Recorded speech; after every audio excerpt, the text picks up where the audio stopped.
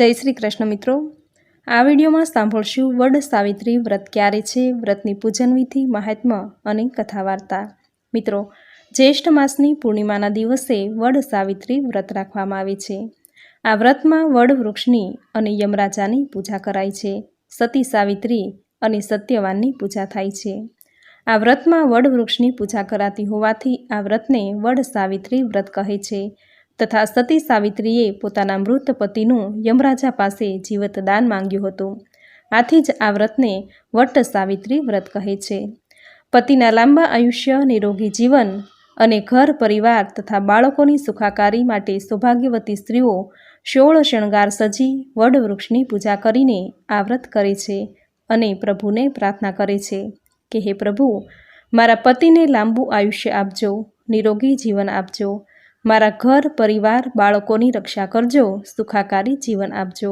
આ વ્રત કરવાથી, વડ વૃક્ષની પૂજા કરવાથી ત્રિદેવના આશીર્વાદ પ્રાપ્ત થાય છે। સ્ત્રીનું સૌભાગ્ય અખંડ રહે છે, જીવનના તમામ કષ્ટ સંકટ દૂર થાય છે, આરોગ્ય સૌભાગ્યની પ્રાપ્તિ થાય છે। તો મિત્રો, આ હતું વટ સાવિત્રી વ્રતનું મહાત્મ્ય। હવે જાણીશું વટ સાવિત્રી વ્રતની પૂજા વિધિ। વટ સાવિત્રી વ્રતની પૂજા વિધિમાં પૂજા સામગ્રીનું ખૂબ જ મહત્વ હોય છે। પૂજા સામગ્રી એક દિવસ અગાઉ જ તૈયાર કરી લેવી। સામગ્રીમાં સૌભાગ્ય ચિહ્નની દરેક વસ્તુ લેવાની હોય છે, જેમ કે બંગડી, સિંદૂર, ચાંદલો, મહેંદી, સાડી અથવા તો કાપડ કે પછી બ્લાઉઝ પીસ, તેમજ અન્ય સામગ્રી જેમ કે સૌભાગ્યની નિશાની હોય તે દરેક સામગ્રી લેવી।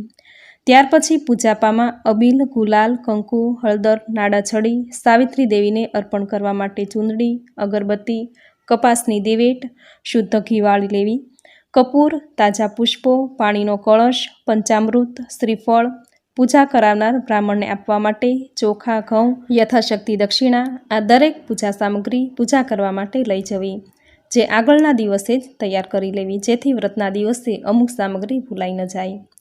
જેઠ સુદ પૂર્ણિમાના દિવસે વ્રત સાવિત્રી વ્રતનું પૂજન કરાય છે। આ પૂજામાં વડ વૃક્ષની પૂજાનું વિશેષ મહત્વ છે।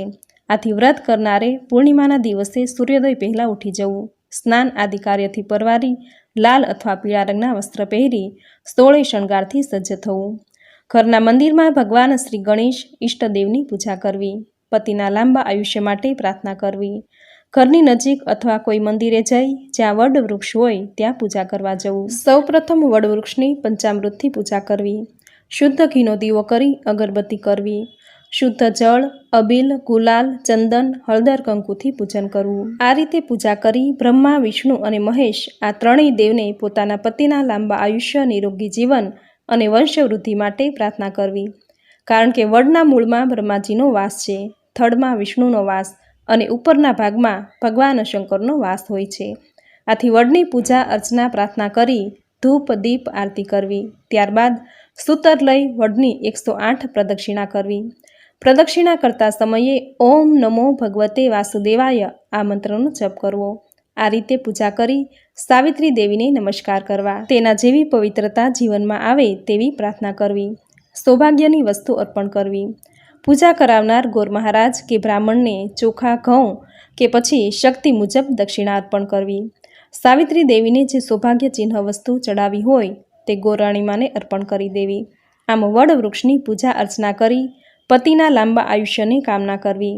આ વ્રત 5, 7 કે 9 વર્ષ કરી વ્રતનું ઉજવણું કરવું। ઉજવણામાં જેટલા વર્ષ વ્રત કર્યું હોય એટલા દંપતીને ભોજન માટે આમંત્રણ આપવું। ભોજનમાં મુખ્ય ખીર, ચણાનો પ્રસાદ બનાવવો તેમજ સૌભાગ્ય ચિહ્ન વસ્તુ અર્પણ કરવી। આ રીતે વ્રત કરવું। વ્રતના દિવસે સાવિત્રી દેવીની કથા સાંભળવી, જે સાંભળવાનો ખૂબ મહિમા છે। તો મિત્રો, આ હતું વડ સાવિત્રી વ્રતની પૂજન વિધિ, સામગ્રી, મહિમા અને ઉજવણાની વિધિ। હવે સાંભળશું વ્રતની કથા। બોલો માં સાવિત્રી દેવીની, બોલો આદ્ય શક્તિ માં સાવિત્રી દેવીની જય। પહેલાની આ વાત છે। અશ્વપતિ નામનો એક રાજા હતો, તેને એક રાણી જેનું નામ વૈશાલી હતું। રાજા અને રાણી ખૂબ જ ઉદાર અને માયાળુ હતા। બધી રીતે તેઓ ખુશ હતા, પરંતુ તેના ઘરે સંતાનની ખોટ હતી। એક દિવસ તેના મહેલમાં સાધુ મહારાજ આવ્યા। તેને પણ રાજા રાણીની સ્થિતિ જોઈ અને ઘણું દુઃખ થયું। આથી તેણે વાંઝ્યા ભાંગવા માટે સાવિત્રી દેવીનું વ્રત કરવા કહ્યું। રાજા રાણીએ સાવિત્રી દેવીનું વ્રત કરવા માંડ્યું। થોડા સમય પછી દેવી પ્રસન્ન થયા. રાજા રાણીએ કહ્યું કે હે માં, અમે બધી રીતે ખુશ છીએ, પરંતુ અમારા ઘરે સંતાનની ખોટ છે. માતાએ કહ્યું કે તમારા ભાગ્યમાં પુત્ર નહીં પણ પુત્રી છે. તે પુત્રી એવી ગુણિયલ અને ભક્તિભાવવાળી હશે કે જે આગળ જતાં તમારું નામ રોશન કરશે. આવું કહીને માં સાવિત્રી દેવી અંતર્ધ્યાન થઈ ગયા. 9 મહિના પછી વૈશાલી રાણીએ પુત્રીને જન્મ આપ્યો. માતા સાવિત્રીની કૃપાથી તેનું ફળ માની આ પુત્રીનું નામ સાવિત્રી રાખવામાં આવ્યું. સાવિત્રી જેટલી દિવસે ન વધે તેટલી રાતે વધવા લાગી. રાજા રાણી તેને લાડકોડથી ઉછેરવા લાગ્યા. તે દેખાવે ખૂબ જ સુંદર રૂપાળી હતી.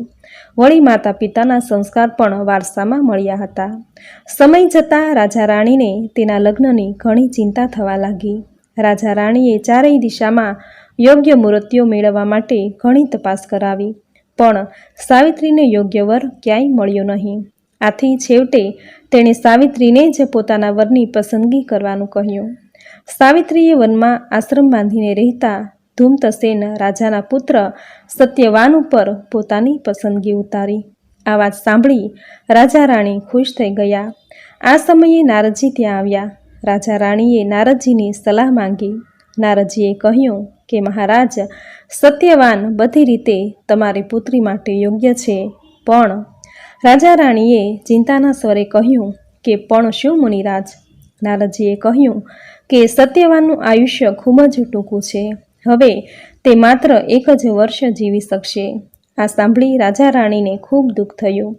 તેઓએ પોતાની પુત્રીને સમજાવી કે તું સત્યવાનને પરણવાનો વિચાર માંડી વાળ. સાવિત્રીએ તેના માતા પિતાને કહ્યું કે હે માતા, હે પિતા, મારા ભાગ્યમાં જે થવાનું હશે તે જ થશે, માટે તમે ચિંતા ન કરો. મેં સત્યવાન સાથે લગ્ન કરવાનું નક્કી કરી લીધું છે અને હું હવે આ વાતથી ફરીશ નહીં. સાવિત્રીની મક્કમતા જોઈ અને રાજા રાણી પણ ચૂપ થઈ ગયા. રાજા અશ્વપતિ ના છૂટકે ધૂમતસેન રાજાના આશ્રમમાં ગયા અને પોતાની દીકરીનું માગું નાખતા કહેવા લાગ્યા કે રાજા, હું રાજા અશ્વપતિ છું અને મારી પુત્રી સાવિત્રીને આપના પુત્ર સત્યવાન સાથે પરણાવવા ઈચ્છું છું. રાજા ધૂમતસેને કહ્યું કે ક્યાં અમે અને ક્યાં તમે, ક્યાં હું? મારી પાસે રાજપાટ પણ નથી રહ્યા. મારા દુશ્મનોએ મારું રાજ પડાવી લીધું છે અને આથી હું વનમાં આશ્રમ બાંધીને બાકીના દિવસો પસાર કરું છું. તમારી દીકરીને શા માટે તમે નર્કમાં ધકેલો છો? અશ્વપતિએ કહ્યું કે રાજન, મારી પુત્રી આપના પુત્રને પરણવા ઈચ્છે છે, તો એમાં તમને શું વાંધો છે? રાજા ધૂમતસેને કહ્યું કે મને એમાં શું વાંધો હોય? ખુશીથી મારા પુત્ર સત્યવાન સાથે તમારી પુત્રીને પરણાવો. તેઓ ઊભા થવા ગયા અને આંધળા હોવાને કારણે પાણીના માટલા સાથે અથડાયા અને પડતા પડતા બચી ગયા. સત્યવાન ત્યાં આવી ગયો અને તેણે પિતાજીને બેસાડી દીધા. સારું મુહૂર્ત જોઈ અને અશ્વપતિએ સાવિત્રીને સત્યવાન સાથે ધામધૂમથી પરણાવી દીધી.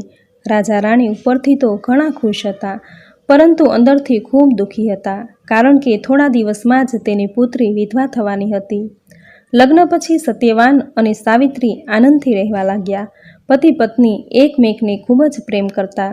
જ્યારે સાવિત્રીએ પોતાના પતિ વિશે નારદજી પાસેથી ટૂંકા જીવન વિશેની વાત સાંભળી, ત્યારથી જ તેણે સાવિત્રી દેવીની આરાધના કરવા માંડી. આમ કરતાં કરતાં 1 વર્ષ પૂરું થવા આવ્યું. સત્યવાનના મૃત્યુનો દિવસ આવી ગયો. એ દિવસે સવારે સત્યવાન જંગલમાં લાકડા કાપવા જંગલમાં જવાની તૈયારી કરવા લાગ્યો. સાવિત્રી પણ તેની સાથે તૈયાર થઈ. જંગલમાં એક સુકાયેલું ઝાડ જોઈ સત્યવાન તેને કાપવા લાગ્યો. થોડી વારમાં તો તેને પેટમાં દુખવા માંડ્યું. તે બેભાન થઈ જમીન પર ઢળી પડ્યો. સાવિત્રી તેની નજીક ઊભી હતી. તે આ દ્રશ્ય જોઈ રડવા લાગી અને સત્યવાનના કપાળ પર હાથ ફેરવવા લાગી. એટલામાં ત્યાં પાડા પર બેસીને એક વિશાળ માણસ આવ્યો. સાવિત્રીએ કહ્યું કે તમે કોણ છો અને અહીં શા માટે આવ્યા છો? આવનાર વ્યક્તિ યમરાજ સ્વયં હતા. તેણે કહ્યું કે હું યમરાજ છું અને તારા પતિનું આયુષ્ય પૂરું થઈ ગયું છે, એટલા માટે તેને હું લેવા આવ્યો છું. આવું બોલી અને યમરાજાએ સત્યવાનના શરીરમાંથી પોતાના હાથમાં રહેલા પાશ વડે તેના પ્રાણ ખેંચી લીધા. સત્યવાનનું ખોળિયું નિષ્પ્રાણ બની ગયું. સત્યવાનના પ્રાણ જવાથી સાવિત્રીને ખૂબ આઘાત લાગ્યો. તે રોતી કકળતી યમરાજની પાછળ જવા લાગી. યમરાજાએ તેને પાછળ આવતી જોઈ અને કહ્યું કે તું શા માટે મારી પાછળ આવે છે? લલાટે લખાયેલા લેખ ક્યારેય મિથ્યા જતા નથી. તારા પતિના નસીબમાં લાંબુ આયુષ્ય લખાયું નથી, માટે તું આ બધું ભૂલી જા અને પાછી વળી જા. સાવિત્રીએ કહ્યું કે જ્યાં મારો પતિ ત્યાં હું, માટે હું પાછી તો નહીં જ વળું. હું તમારી સાથે 7 ડગલા ચાલી છું, એટલે આપણા વચ્ચે મિત્રભાવ સ્થાપિત થઈ ગયો છે. આથી હું તમને મિત્ર ભાવે વિનવું છું કે મને મારો પતિવ્રતા ધર્મ બજાવવા દો. યમરાજાએ કહ્યું કે દીકરી, હું તમને હજુ પણ કહું છું કે તારા પતિના પ્રાણ સિવાય તારે જે જોઈએ તે માંગ, પણ પાછી વળી જા. સાવિત્રીએ કહ્યું કે મારા સસરાને ચક્ષુદાન આપી દેખતા કરો. યમરાજાએ કહ્યું કે તથાસ્તુ, હવે તું પાછી વળી જા. સાવિત્રીએ કહ્યું કે મારા માટે પાછું વળવું અશક્ય છે. જ્યાં મારો પતિ ત્યાં હું, એ જ નારી ધર્મ છે. વળી સત્પુરુષોનો સત્સંગ કદી નકામો જતો નથી. તો પછી શું તમારો સત્સંગ નકામો જશે? યમરાજાએ કહ્યું કે દીકરી, સાચે જ તે મને ધર્મ વિશે સમજ આપી. તારા પર હું ખુશ થયો છું. તારા પતિના પ્રાણ સિવાય જે જોઈએ તે માંગી લે, હું તને ખુશીથી આપીશ. સાવિત્રીએ કહ્યું કે મારા સસરાને આંખો આપી દેખતા કર્યા, હવે તેનું છીનવાઈ ગયેલું રાજ્ય પાછું આપો. યમરાજાએ કહ્યું તથાસ્તુ. હવે આગળનો માર્ગ કપરો છે, માટે દીકરી તું પાછી વળી જા. સાવિત્રીએ કહ્યું કે તમે દરેક પ્રાણીને નિયમમાં રાખો છો અને માટે જ તમારું નામ યમ છે. દરેક પ્રાણી ઉપર દયાભાવ રાખો અને શરણે આવેલાનું રક્ષણ કરવું, તે તમારો ધર્મ છે. અત્યારે હું તમારા શરણે છું, તો તમે મારું રક્ષણ શું નહીં કરો? યમરાજાએ કહ્યું કે દીકરી, તારા પર હું પ્રસન્ન છું. તારા પતિના પ્રાણ સિવાય જે જોઈએ તે માંગી લે. સાવિત્રીએ કહ્યું કે મારા માતા પિતાને પુત્ર નથી, તેને 100 પુત્ર થાય અને તેનો વંશ ચાલુ રહે તેવું વરદાન આપો. તથાસ્તુ કહી અને યમરાજા આગળ ચાલ્યા, એટલે સાવિત્રી પણ તેની પાછળ પાછળ ચાલવા લાગી. યમરાજાએ કહ્યું કે દીકરી, હવે શું બાકી રહી ગયું? જે જોઈએ તે માંગી લે. સાવિત્રીએ કહ્યું કે મારે 100 પુત્રો જોઈએ છે. યમરાજાએ કહ્યું કે તથાસ્તુ, હવે તું પાછી વળી જા અને મને જવા દે. સાવિત્રીએ કહ્યું કે મને 100 પુત્રો થશે તેવું વરદાન તો આપ્યું, પણ મારા જેવી પતિવ્રતા સ્ત્રીને પતિ વગર પુત્રો કેવી રીતે થશે તેનો વિચાર કર્યો છે? માટે તમે મારા પતિને મને પાછો સોંપી દો. સાવિત્રીની ચતુરાઈથી યમરાજા ખુશ થઈ ગયા. તેના માટે વરદાનને ફળીભૂત કરવા માટે સત્યવાનના પ્રાણ સાવિત્રીને તેણે આપ્યા વિના છૂટકો જ ન હતો. તેના વચનમાં તેઓ બંધાઈ ગયા. યમરાજાએ કહ્યું કે દીકરી, હું તારી પતિ ભક્તિથી ઘણો ખુશ થયો છું. જા, તારા પતિને જીવત દાન આપું છું અને તેનું આયુષ્ય વધારી 400 વર્ષનું કરું છું. ખુશીથી તારા પતિને લઈ જા. આમ આશીર્વાદ આપી યમરાજા ત્યાંથી ચાલ્યા ગયા. સાવિત્રી પોતાના પતિનો દેહ પડ્યો હતો ત્યાં ગઈ અને તેનું માથું ખોળામાં લીધું. એટલી વારમાં સત્યવાન આળસ મળીને ઊભો થયો. સત્યવાનને સજીવન થયેલો જોઈ સાવિત્રીની આંખમાં આંસુ આવી ગયા. સત્યવાને પોતાના સપનમાં જોયેલી બધી જ વાત સાવિત્રીને કહી. જવાબમાં સાવિત્રીએ બધી જ હકીકત પોતાના પતિને કહી. આમ યમરાજાના વરદાનના પ્રતાપે સત્યવાનના પિતાને આંખો આવી અને ગુમાવેલું રાજ્ય પરત મળ્યું. સાવિત્રીની માતાએ 100 પુત્રોને જન્મ આપ્યો અને પોતે પણ 100 બળવાન પુત્રોની માતા બની. આમ બધે જ આનંદ છવાઈ ગયો. હે સાવિત્રી માતા, તમે જેવા સતી સાવિત્રીને ફળ્યા, તેવા જ તમારું આ વ્રત કરનારને, વ્રતની કથા વાંચનારને, સાંભળનારને, કહેનારને સૌને ફળજો. સૌની મનોકામના પૂર્ણ કરજો. સૌનું સૌભાગ્ય અખંડ રાખજો. જય સતી સાવિત્રી માતા. તો મિત્રો, આ હતી વટ સાવિત્રી વ્રતની કથા. ભારતીય નારી પોતાના અખંડ સૌભાગ્યના રક્ષણ માટે આ વ્રત કરે છે.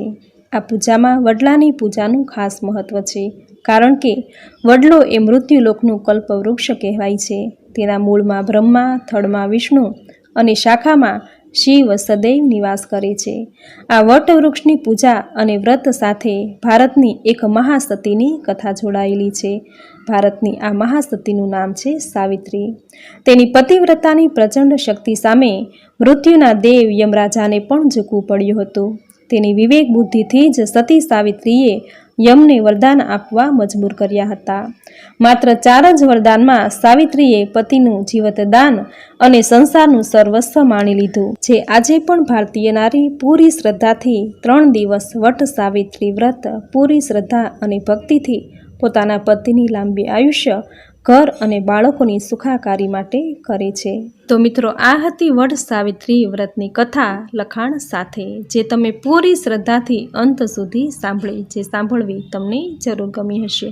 તો વિડીયોને લાઈક કરી કોમેન્ટમાં જય સાવિત્રી માતા, જય વટ વૃક્ષ જરૂર લખજો.